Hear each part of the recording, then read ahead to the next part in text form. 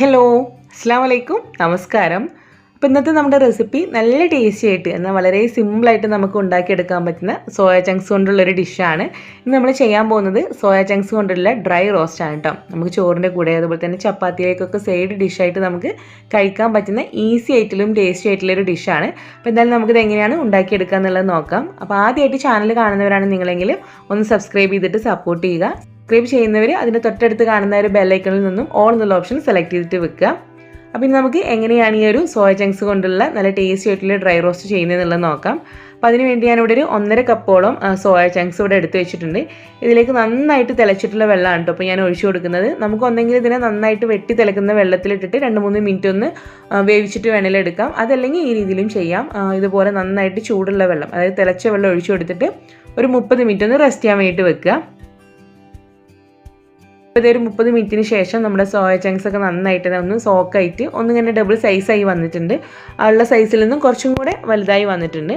ഇനി നമ്മൾ ചെയ്യാൻ പോകുന്നത് എന്താണെന്ന് വെച്ച് കഴിഞ്ഞാൽ ഇതിനകത്ത് ഇപ്പോൾ കുറച്ച് വെള്ളമുണ്ട്. ഇന്നിപ്പോൾ നമ്മൾ ചെയ്യാൻ പോകുന്നത് ഡ്രൈ റോസ്റ്റ് ആണല്ലോ. അപ്പോൾ അതുകൊണ്ട് ഇതിനകത്തുള്ള വെള്ളം കാര്യങ്ങളൊക്കെ നമ്മൾ നന്നായിട്ട് ഒന്ന് ഞെക്കി പിഴിഞ്ഞ് ഒഴിവാക്കിയിട്ട് എടുക്കണം.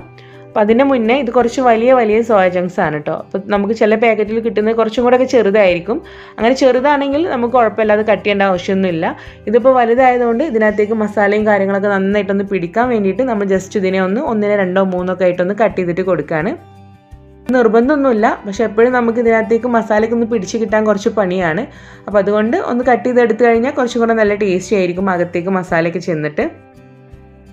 അപ്പോൾ ഇതെല്ലാം ഞാൻ കട്ട് ചെയ്തെടുത്തിട്ടുണ്ട്. ഇനി നമ്മൾ ഇതിലുള്ള എക്സസ് ആയിട്ടുള്ള വെള്ളം നന്നായിട്ട് തന്നെ ഞെക്കി പിഴിഞ്ഞ് ഒഴിവാക്കിയിട്ട് എടുക്കണം കേട്ടോ. അത് പ്രത്യേകം ശ്രദ്ധിക്കുക. പ്രത്യേകിച്ച് നമ്മൾ കറി അല്ലാണ്ട് ഡ്രൈ റോസ്റ്റ് ഒക്കെ ചെയ്യുന്ന സമയത്ത് അത് പ്രത്യേകം തന്നെ ശ്രദ്ധിക്കേണ്ടതാണ്. അപ്പോൾ നന്നായിട്ട് തന്നെ വെള്ളമൊക്കെ കളഞ്ഞിട്ട് നമ്മളിതൊരു ഭാഗത്തേക്ക് മാറ്റി വെക്കാൻ കേട്ടോ. കുറച്ചും കൂടെ നമ്മളിങ്ങനെ വാർത്തെടുക്കാൻ പറ്റുന്ന ഏതെങ്കിലും ഒരു പാത്രത്തിൽ വെച്ചിരുന്നാലും മതി. അപ്പോൾ ഇനി നമുക്ക് സോയ ചങ്ക്സ് കൊണ്ടുള്ള നല്ല ടേസ്റ്റി ആയിട്ടുള്ള ഡ്രൈ റോസ്റ്റ് ഉണ്ടാക്കി തുടങ്ങാം. അപ്പോൾ അതിന് വേണ്ടി നല്ല ചൂട് കട്ടിയുള്ളൊരു പാത്രം ഞാൻ സ്റ്റൗവിൽ വെച്ച് ചൂടാക്കിയിട്ടുണ്ട്.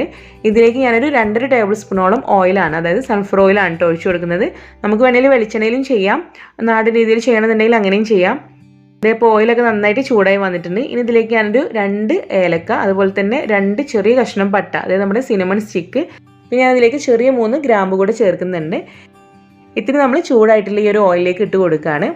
ഇനി അടുത്ത് നമുക്കിതിലേക്ക് ചേർക്കാനുള്ളത് ഇഞ്ചിയും വെളുത്തുള്ളിയും നന്നായിട്ട് തന്നെ ചതച്ചെടുത്തതാണ്. നമ്മളിത് പേസ്റ്റ് ആക്കി എടുക്കണ്ട കേട്ടോ, നല്ലപോലെ ചതച്ചെടുക്കുക. അതിലേക്ക് നമുക്ക് പൊടിയായിട്ട് അരിഞ്ഞെടുത്താലും കുഴപ്പമില്ല. അത് ഏകദേശം ഒരു 2 ടേബിൾ സ്പൂണിൻ്റെ അടുത്താണ് ഞാൻ ചേർത്തിട്ടുള്ളത്. സോയ ചങ്ക്സിനകത്തേക്ക് മസാലയൊക്കെ നന്നായിട്ട് പിടിക്കാൻ വേണ്ടി ഒരു കുറച്ച് കൂടുതൽ എടുത്തിട്ടുണ്ട്, ഒരു 2 ടേബിൾ സ്പൂണോളം എടുത്തിട്ടുണ്ട്. രണ്ടും കൂടിയാണ് കേട്ടോ. അപ്പോൾ അതും കൂടെ ഇതിലേക്ക് ചേർത്തിയിട്ട് നന്നായിട്ട് അതിൻ്റെ പച്ചമണം മാറി കിട്ടുന്നവരെ ഒന്ന് വഴറ്റിയെടുക്കുകയാണ്. ഇനി നമുക്ക് അടുത്തതിലേക്ക് ചേർക്കാനുള്ളത് 2 മീഡിയം സൈസ് ആയിട്ടുള്ള സവാളയാണ്. അത് നന്നായിട്ടൊന്ന് നീളത്തിൽ കനം കുറഞ്ഞ് അരിഞ്ഞെടുത്തും കൂടെ ഇതിലേക്ക് ചേർത്തിട്ട് നല്ല പോലെ തന്നെ ഒന്ന് വഴറ്റിയെടുക്കുകയാണ്. ഇതൊന്ന് പെട്ടെന്ന് കുഴഞ്ഞ് കിട്ടാൻ വേണ്ടി ഇതിലേക്ക് നമ്മൾ ഈ സമയം കുറച്ച് ഉപ്പും കൂടെ ചേർത്തിട്ട് വഴറ്റിയെടുക്കുകയാണ് കേട്ടോ. ഇത് ഉപ്പൊക്കെ ചേർത്തിട്ട് നമ്മൾ നന്നായിട്ട് തന്നെ സവാള വഴറ്റിയെടുത്തിട്ടുണ്ട്. ഇനി അടുത്ത് നമ്മളിതിലേക്ക് മസാലപ്പൊടികളും കാര്യങ്ങളൊക്കെ ചേർക്കാൻ വേണ്ടിയിട്ട് പോവുകയാണ്. നമുക്ക് ചേർക്കാനുള്ളത് ഒരു 1/4 ടീസ്പൂണോളം മഞ്ഞൾപ്പൊടി ചേർത്ത് കൊടുക്കുകയാണ്. പിന്നെ ഇതിൻ്റെ കൂടെ നമ്മുടെ എരിവിന് ആവശ്യമായിട്ടുള്ള മുളക് പൊടിയാണ്. ഞാനിപ്പം കാശ്മീരി മുളക് പൊടിയാണ് ചേർക്കുന്നത്. നിങ്ങൾക്ക് വേണമെങ്കിൽ എരിവുള്ള മുളക് പൊടി ചേർത്ത് കൊടുത്താലും കുഴപ്പമില്ല, എരിവിനനുസരിച്ചിട്ട് കറക്റ്റ് ചെയ്യുക. അപ്പോൾ ഞാനിവിടെ കാശ്മീരി മുളക് പൊടി ഒരു 1.25 ടേബിൾ സ്പൂണാണ് ചേർത്തിട്ടുള്ളത്. അതിനുശേഷം നമുക്കിതിലേക്ക് ചേർക്കേണ്ടത് മല്ലിപ്പൊടിയാണ്. ഒരു 3/4 ടേബിൾ സ്പൂണോളം മല്ലിപ്പൊടി ചേർത്ത് കൊടുക്കാം. നമ്മുടെ ഗരം മസാല പൗഡർ ഒരു 1/2 ടീസ്പൂണിൻ്റെ അടുത്ത് വരെ ചേർത്ത് കൊടുക്കാം. അതുപോലെ തന്നെ കുരുമുളകിൻ്റെ പൊടിയും നമുക്കൊരു 1/4 ടീസ്പൂണോളം ചേർത്ത് കൊടുക്കാം. എരിവിന് ചേർക്കുന്ന കാര്യങ്ങളൊക്കെ നിങ്ങളുടെ ആ എരിവ് എങ്ങനെയാണോ, ടേസ്റ്റ് എങ്ങനെയാണോ, കൂടുതൽ വേണോ അതൊക്കെ നോക്കിയിട്ട് അതിനനുസരിച്ച് ചേർക്കുക. ഇതിപ്പോൾ ഒരുപാടൊന്നും എരിവ് ഉണ്ടാവില്ല കേട്ടോ, ഞാൻ കുറച്ച് എരിവ് കുറച്ചിട്ടാണ് ചെയ്യുന്നത്. അതേ മസാലപ്പൊടികളൊക്കെ ചേർത്തിട്ട് നന്നായിട്ട് തന്നെ ഒന്ന് മൂപ്പിച്ചിട്ട് എടുക്കുകയാണ്. അതിനകത്ത് ഇങ്ങനെ നമ്മൾ വഴറ്റിക്കൊണ്ടിരിക്കുന്ന സമയത്ത് ഓയിൽ കുറച്ച് കുറവാണ് കേട്ടോ. അപ്പോൾ അതുകൊണ്ട് ഞാനൊരു 1 ടേബിൾ സ്പൂൺ കൂടെ ഓയിൽ ഇതിനകത്തേക്ക് ഒഴിച്ചു കൊടുത്തിട്ടുണ്ട്. അത് നിങ്ങൾ കുക്ക് ചെയ്യുന്ന സമയത്ത് കുറവ് തോന്നുകയാണെങ്കിൽ മാത്രം നിങ്ങൾ ഒഴിച്ചു കൊടുത്താൽ മതി. ഇനി അടുത്തതിലേക്ക് ചേർക്കാനുള്ളത് ഒരു മീഡിയം സൈസ് ആയിട്ടുള്ള തക്കാളിയാണ്. അത് നന്നായിട്ട് ചെറുതായിട്ട് കട്ട് ചെയ്തെടുത്താണ്. അതും കൂടെ ഇതിലേക്ക് ചേർത്തിട്ട് ഈ ഒരു സവാളയുടെ മസാലയായിട്ട് നമ്മൾ നന്നായിട്ട് തന്നെ ഒന്ന് മിക്സ് ചെയ്തിട്ട് എടുക്കുകയാണ്. തക്കാളി നമ്മൾ നന്നായിട്ട് ഒന്ന് ഉടച്ചു കൊടുക്കുക കേട്ടോ. നമ്മളിതിങ്ങനെ റെഡി ആക്കിയിട്ട് വരുമ്പോൾ തക്കാളി ഒന്നും അങ്ങനെ സെപ്പറേറ്റ് ആയിട്ട് കാണില്ല. അപ്പോൾ അതുകൊണ്ട് തന്നെ നന്നായിട്ടൊന്ന് വഴറ്റി ഉടച്ചു കൊടുക്കുകയാണ്. ഇത് നമ്മുടെ ഡ്രൈ റോസ്റ്റിന് വേണ്ടിയിട്ടുള്ള മസാല ഇവിടെ റെഡി ആയിട്ടുണ്ട്. ഇതിലേക്ക് നമ്മൾ നേരത്തെ റെഡിയാക്കി വെച്ചിട്ടുള്ള നമ്മുടെ സോയ ചങ്ക്സ് ഇട്ട് കൊടുക്കുകയാണ്. വെള്ളമൊക്കെ മുഴുവനായിട്ടും പിഴിഞ്ഞ് കളഞ്ഞ് നന്നായിട്ട് വാർത്തെടുത്തിട്ടുള്ള സോയ ചങ്ക്സ് ഇതിലേക്ക് ഇട്ട് കൊടുത്തിട്ട് ഈ ഒരു മസാലയായിട്ട് അതിനെ നന്നായിട്ട് തന്നെ ഒന്ന് മിക്സ് ചെയ്തിട്ട് എടുക്കുകയാണ്. ഈ സമയം നമ്മൾ സോയ ചങ്ക്സിലേക്ക് ആവശ്യമായിട്ടുള്ള ഉപ്പും കൂടെ ഒന്ന് കറക്റ്റ് ചെയ്ത് കൊടുക്കാൻ വേണ്ടിയിട്ട് മറക്കരുത് കേട്ടോ. നേരത്തെ നമ്മൾ സവാളയിലേക്കുള്ള ഉപ്പ് മാത്രമേ ചേർത്തിട്ടുള്ളൂ. ഇപ്പോൾ നമ്മൾ ഇതിലേക്ക് ആവശ്യമായിട്ടുള്ള ഉപ്പും കൂടെ ചേർത്തിട്ട് എല്ലാം കൂടെ വീണ്ടും നന്നായിട്ട് തന്നെ ഒന്ന് മിക്സ് ചെയ്തിട്ട് എടുക്കുകയാണ്.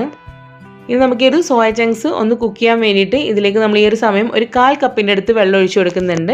അപ്പോൾ അത് പ്രത്യേകം ശ്രദ്ധിക്കുക. നമ്മളിന്നിപ്പം ഡ്രൈ റോസ്റ്റാണ് ചെയ്യുന്നത്, അതുകൊണ്ട് തന്നെ ഒരുപാട് വെള്ളം ഒഴിച്ച് കഴിഞ്ഞാൽ അതൊരു കറിയുടെ ടെക്സ്ചറിലേക്ക് മാറും കേട്ടോ.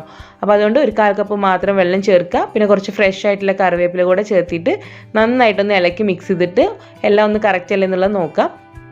എല്ലാം കൂടെ നന്നായിട്ട് മിക്സ് ചെയ്തതിന് ശേഷം ഇനി നമുക്കിതിലേക്ക് ചേർക്കാനുള്ളൊരു കാര്യം നമ്മുടെ ഉണക്കമുളക് ഉണ്ടല്ലോ, അതായത് വറ്റൽമുളക് കൃഷി ചെയ്തെടുത്തതാണ്. അത് നമ്മുടെ എരിവിനനുസരിച്ചിട്ട് ചേർക്കാം കേട്ടോ. ഞാനിപ്പോൾ ഒരു 1/4 ടീസ്പൂണിനേക്കാളും കുറച്ചും കൂടെ കൂടുതലായിട്ട് അതിലേക്ക് സ്പ്രിങ്കിൾ ചെയ്ത് കൊടുത്തിട്ടുണ്ട്. എല്ലാം കൂടെ വീണ്ടും നന്നായിട്ടൊന്ന് മിക്സ് ചെയ്തിട്ട് എടുക്കുകയാണ്. ഇത് നമ്മൾ വളരെ ചെറിയ തീൻ്റെയും അതുപോലെ ഒരു മീഡിയം തീൻ്റെയും ഇടയിൽ വെച്ചിട്ട് വേണം ഇത് കുക്ക് ചെയ്തിട്ട് എടുക്കാൻ. ഒരു 3-4 മിനിറ്റ് നമ്മൾ ജസ്റ്റ് ഒന്ന് അടച്ചു വെച്ചിട്ട് കുക്ക് ചെയ്യാണ് കേട്ടോ. കാരണം ഇതിന് കുറച്ച് സമയം കുക്കിംഗ് ടൈം ഉണ്ട്. നമ്മളിപ്പം പ്രഷർ കുക്കറിലൊക്കെ ചെയ്യുകയാണെങ്കിൽ നമുക്ക് പെട്ടെന്ന് തന്നെ ഉണ്ടാക്കിയെടുക്കാൻ. ഇതിപ്പോൾ ഈ രീതിയിൽ ഡ്രൈ റോസ്റ്റ് ചെയ്യുമ്പോൾ നമ്മളിങ്ങനെ ഇളക്കി കൊടുത്തിട്ട് തന്നെ വേണം അത് കുക്കാക്കിയിട്ട് എടുക്കാൻ. അപ്പോൾ അതിന് നമുക്ക് കുറച്ച് സമയം എടുക്കും. ഒരു 4-5 മിനിറ്റിന് ശേഷം ഒന്ന് തുറന്നിട്ട് നന്നായിട്ട് തന്നെ ഒന്ന് ഇളക്കി മിക്സ് ചെയ്തിട്ട് കൊടുക്കാൻ. ഇനി നമ്മൾ തുടരെ ഇളക്കിയിട്ട് നന്നായിട്ട് അതിനകത്തുള്ള വെള്ളവും കാര്യങ്ങളൊക്കെ ഒന്ന് പോയിട്ട് നന്നായിട്ട് ആ ഒരു മസാല നല്ല പോലെ തന്നെ നമ്മുടെ സോയ ചങ്ക്സിലേക്ക് പിടിക്കുന്ന രീതിയിൽ വേണം നമ്മളിതിനെ ഇളക്കി കൊടുത്ത് ഡ്രൈ റോസ്റ്റ് ചെയ്തിട്ട് എടുക്കാൻ. പിന്നെ അത്യാവശ്യം നന്നായിട്ട് തന്നെ ഇതിനകത്തുള്ള വെള്ളവും കാര്യങ്ങളൊക്കെ പോയിട്ടുണ്ട്. സോയ ചങ്ക്സ് അത്യാവശ്യം കുക്കായിട്ടുണ്ട്. ഇനി ഇതിലേക്ക് ഇപ്പോൾ ഞാൻ ചേർക്കുന്നത് 1.5 ടേബിൾ സ്പൂണോളം നമ്മുടെ ടൊമാറ്റോ കെച്ചപ്പാണ്. കൂടെ ചേർത്ത് കഴിയുമ്പോൾ ഒരു പ്രത്യേക ടേസ്റ്റാണ് കേട്ടോ. കുട്ടികൾക്ക് കുറച്ചും കൂടെ ഇഷ്ടമാവുന്നൊരു ടേസ്റ്റാണ്. എല്ലാം കൂടെ നന്നായിട്ട് ഇളക്കി മിക്സ് ചെയ്യുക. വീണ്ടും ഞാൻ 2-3 മിനിറ്റോളം ചെറിയ തീയിലിട്ടിട്ട് ഇതുപോലെ ഇളക്കി കൊടുക്കുന്നുണ്ട് കേട്ടോ. അപ്പോഴാണ് അതിൻ്റെ ആ ഒരു എന്താ പറയുക നല്ല ഡ്രൈ ആയിട്ടിരിക്കുന്ന ആ ഒരു ടെക്സ്ചറിലേക്ക് അത് വരുള്ളൂ. ഇതിലേക്ക് നമുക്ക് ലാസ്റ്റ് ആയിട്ട് ഒരു 2 പച്ചമുളക് ജസ്റ്റ് ഇതുപോലെ ഒന്ന് കീറിയിട്ട് ഇട്ട് കൊടുക്കാം. അതുപോലെ തന്നെ കുറച്ച് ഫ്രഷ് ആയിട്ടുള്ള കറിവേപ്പില കൂടെ ഇട്ട് കൊടുത്തിട്ട് വീണ്ടും നന്നായിട്ടൊന്ന് ഇളക്കി മിക്സ് ചെയ്തതിന് ശേഷം ഫ്ലെയിം ഓഫ് ചെയ്യാണ്. നമ്മളിപ്പോൾ ഒരു ഇരുമ്പ് ചട്ടിയിലൊക്കെയാണ് ചെയ്യുന്നതിൽ ഇത് കുറച്ചും കൂടെ ഡാർക്ക് കളർ ഉണ്ടാവും കേട്ടോ. അതിപ്പോൾ നമ്മളിങ്ങനെ നോൺ സ്റ്റിക്ക് പാത്രത്തിലായതുകൊണ്ടാണ് വലിയൊരു ഡാർക്ക് കളർ ഇല്ലാത്തത്. പക്ഷെ നല്ല ടേസ്റ്റാണ് കേട്ടോ ഈ ഒരു കാര്യം. നമുക്ക് ചപ്പാത്തിൻ്റെ കൂടെയൊക്കെ സൈഡ് ഡിഷായിട്ട് കഴിക്കാൻ പറ്റും. അതുപോലെ തന്നെ നമ്മുടെ ചോറിൻ്റെ കൂടെ ആണെങ്കിലും നല്ല ടേസ്റ്റാണ്. നിങ്ങളെല്ലാവരും ഒന്ന് ട്രൈ ചെയ്യാം കേട്ടോ. ട്രൈ ചെയ്തിട്ട് നിങ്ങളുടെ ഫീഡ്ബാക്ക്സ് അറിയിക്കാൻ വേണ്ടിയിട്ട് മറക്കരുത്. അതുപോലെ തന്നെ ചാനൽ സബ്സ്ക്രൈബ് ചെയ്യാത്തവർ സബ്സ്ക്രൈബ് ചെയ്തിട്ട് സപ്പോർട്ട് ചെയ്യുക. പിന്നെ ഇൻഷാ അല്ലാഹ് നമുക്ക് അടുത്ത വീഡിയോയിൽ കാണാം. താങ്ക്